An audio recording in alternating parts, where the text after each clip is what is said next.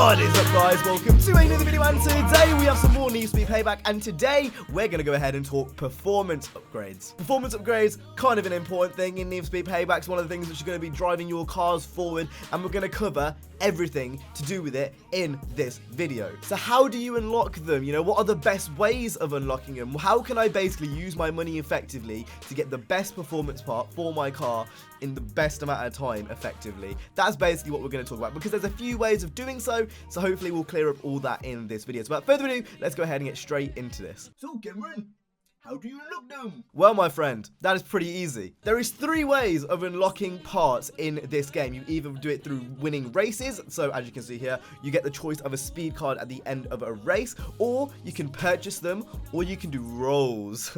We'll explain what that means later. So races are pretty straightforward. You win a race, you get a choice of a speed card at the end, you then get the choice of being able to trade it in for a roll token, being able to sell it or apply it. And honestly, if I was you, I would personally equip the part if it's higher than what you have already. I wouldn't bother selling the part because you're not going to get an awful lot of money for it, or I'd trade it in for a roll, and again we'll talk about what rolls are in a minute. But those are your 3 options. Personally, I'd equip the part if it's good. If it's not good, don't bother selling it and just put it in for a token. The second way is purchasing parts. Now purchasing parts, pretty simple. There's tune-up shops based around the map. This is the closest one that you'll unlock right at the start next to the first garage. Obviously you can unlock multiple garages in this game. This is the closest one, like where the starter garage is. So if you want to go all the way over there, it's really not that far away. It's like a 1 or 2 minute drive. Parts will be refreshing constantly, so you know, make sure to go back every, I think it's like 30 or 40 minutes, and the parts will change every 30 minutes. And obviously if you are looking for a specific part, the best chance of you getting that is probably doing this. Now one thing with purchasing parts, which is kind of has me a bit conflicted, is it's very expensive. So there's 6 upgrade areas in the game. I'm not going to list all of them because you guys have eyes and you guys have an Xbox, PS4 or PC, but there's 6 upgrade areas in this game. Now let's say hypothetically you were going to buy parts for each of those areas. It's going to be at least like almost 70k, which is a lot of money. Unless you're desperately looking for a specific part and it just happens to be in the tune-up shop, I would not bother even purchasing parts. I have done it previously, but that's because I've been on a bit of a grind for money, and then obviously I went to upgrade my car so I could do well in speedless. But honestly, 70k for one car, and that's not even the high-end parts. Not worth it in my opinion. I just go ahead and either do races or rolls. Definitely when you've just bought a car, maybe getting started and purchasing parts isn't too bad of an idea, especially if this is a car you're going to be using a lot.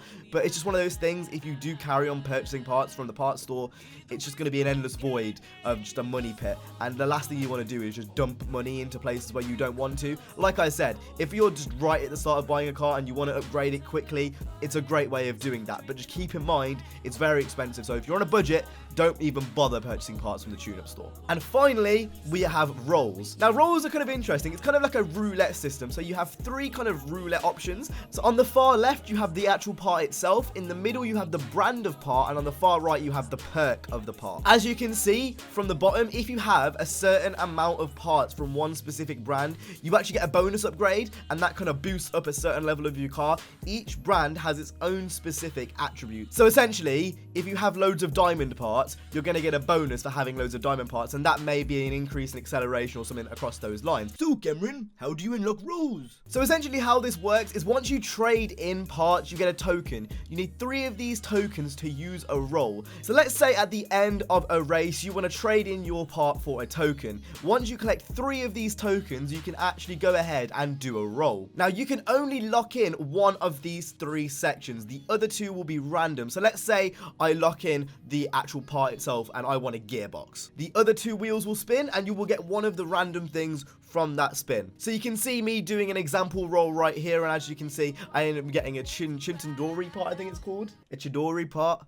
Chidori part. You see me get this part, obviously because I want the brand bonuses from it, and I end up applying it to my car because it's better than the one I have before. Rolls are really interesting, and it's one of those things, like, especially if I'm grinding out missions and I keep getting worse parts, I'm probably gonna have a lot of these like tokens saved up. So now on to a few little things, a few things which are obvious, a few things which aren't obvious. So number 1, obviously the higher the number, the better the part is. I think that's pretty self-explanatory. I wasn't even gonna mention it, but higher the part, the better the number. As I mentioned earlier, same brand parts will equal bonuses, so make sure you go ahead and collect a lot of parts from the same brand. Bonus attributes are important and they're hard to come by. I've noticed this during my first few hours of playtime, that actually finding the bonus attributes is a bit of a hassle, and it's one of those things, it's going to be a bit of a grind to make sure you have all the parts on the same brand with bonus attributes. That is going to take a long time. So just kind of, in my opinion, I think you should just focus on getting the same brand parts first, then work on getting the bonuses if it's a car that you actually really want to use. So finally, we're going to go ahead and talk about the levels of the car. So cars will go all the way up to 399 in this game, which is tier 3,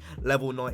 Think about it in that way. That's the easy way of thinking about it. And then a car at 299 is tier 2, 99. Not all cars will be able to get to 399. Like, I'm pretty sure an R32 GCR Skyline will not get up to the max threshold, but this is made clear when you actually buy the car. So make sure you know what you're doing with your car. Make sure you know what tier you want it to be, obviously, because you don't want to buy the wrong car and just make it be a bit of a mess. The progression system in the Need for Speed is a very, very long one. If you really want to max out all your parts to the max, it's going to take a very long time. But if you just want to get to your parts to level like 299 at the top of your tier, you're going to be completely fine. And honestly, it's quite nice actually having a game where you can actually sink hours into it and get yourself invested in a car properly. One of those things that I'm going to be spending hours getting my R32 to the top of its class, and I can guarantee I'm speaking to a lot of people where they're probably going to do the same as well. So hopefully we cleared things up in this video about the performance upgrades. If this cleared things up for you, make sure to go ahead and hit the like, subscribe. We're going to have a lot more Need for Speed on the channel, whether to do with Let's Plays or builds or tips and tricks. We're going to have a lot on the channel, so make sure to go ahead and hit the like, subscribe. I will see you guys in the next one. You guys have an awesome, stay safe, and peace.